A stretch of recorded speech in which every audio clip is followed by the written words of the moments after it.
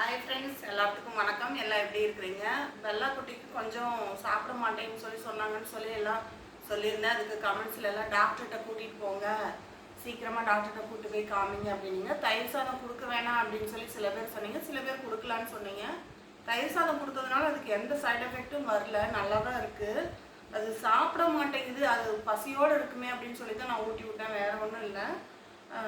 மற்றபடி இப்போ வந்து நார்மல் ஆகிட்டாங்க. நான் டாக்டர்கிட்ட கூப்பிட்டு போய் காமிச்சோம், டிவாமிங் கொடுத்தாங்க. இப்போ நார்மல் ஆகிட்டாங்க. இப்போ ஒன்றும் பிரச்சனை இல்லை, எல்லாமே நல்லா சாப்பிட்டுக்கிறாங்க. இதை சொல்கிறதுக்காக தான் நாங்கள் இந்த வீடியோ போட்டோம். மற்றபடி இப்போ வந்து நார்மல் ஆகிட்டாங்க, நல்லா விளையாண்டுட்டு நல்லா இருக்காங்க, எந்த பிரச்சனையும் இல்லை, நல்லா ஆக்டிவாக நல்லா இருக்காங்க. ஹாய் பெல்லா, பெல்லா எல்லாத்துக்கும் ஹாய் சொல்லிடு. பெல்லா குட்டி இங்கே பாருங்க, இங்கே பாருங்க, இங்கே ஹாய் சொல்லுங்க எல்லாத்துக்கும்.